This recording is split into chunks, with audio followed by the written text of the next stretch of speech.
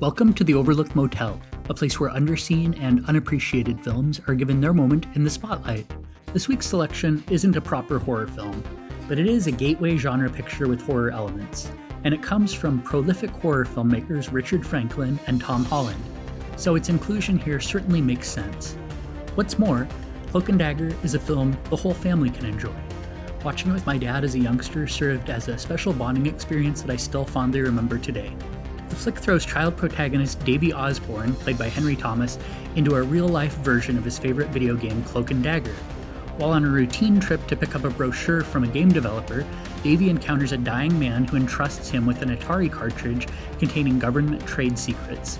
Unfortunately for Davy, the police, his father, played by Dabney Coleman, and even his best friend Kim, played by Christina Nigra, think his imagination is simply running wild and they dismiss his claims.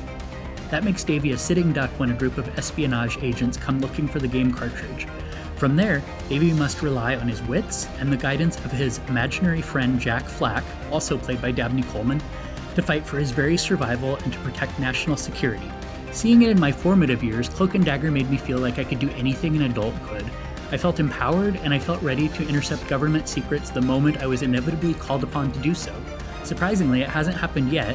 However, I still get a rush from watching this surprisingly dark action thriller to this day. Even if you're checking it out for the first time as an adult, both my dad and my husband first saw the flick in adulthood, and each of them connected with it in a meaningful way. So, while the nostalgia filter plays a role in my adoration for this picture, it still has plenty to offer viewers of any age. Cloak and Dagger comes from a time when children in mainstream studio pictures ran free with minimal interference from parental figures.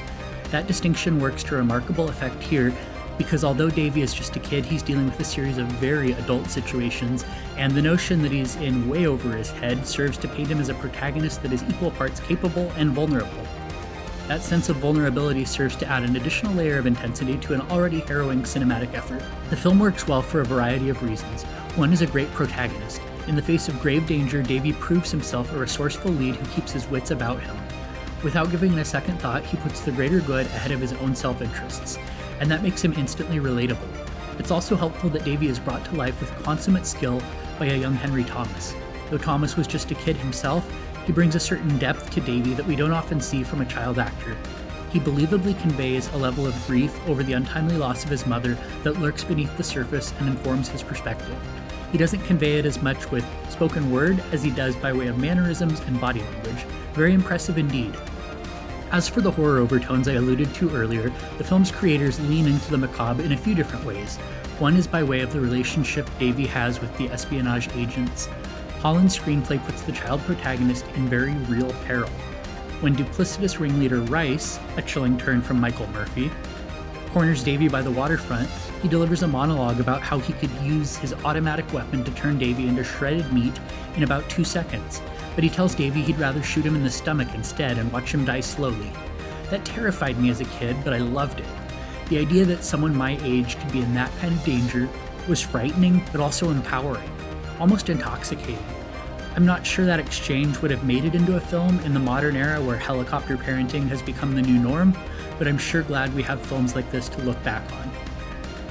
Yet another reason I still appreciate Cloak and Dagger after all these years pertains to some surprisingly insightful commentary on everyday heroes and how they often go overlooked and unsung. Said commentary comes by way of Davy's relationship with his father Hal and his imaginary friend Jack. Dabney Coleman, featuring in a double role, drives home the point that while Davy wishes his dad were flashy and exciting like his imaginary pal, he initially fails to see that his father is a real-life hero.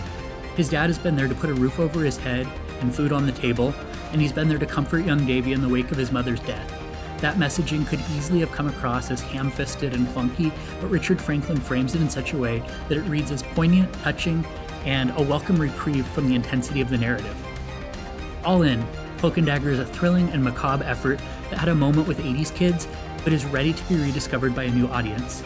The flick is available as a digital rental from all the usual suspects, and it can be tracked down on physical media. In fact, Vinegar Syndrome recently gave it the royal treatment in 4K. My only critique of that release is that there are some typos on the packaging, but other than that, it stands as the definitive edition of this epic tale. That's all for this installment of the Overlooked Motel. If you want to chat more about underseen and underrated films, feel free to hit me up with your thoughts on Twitter @FunWithHorror.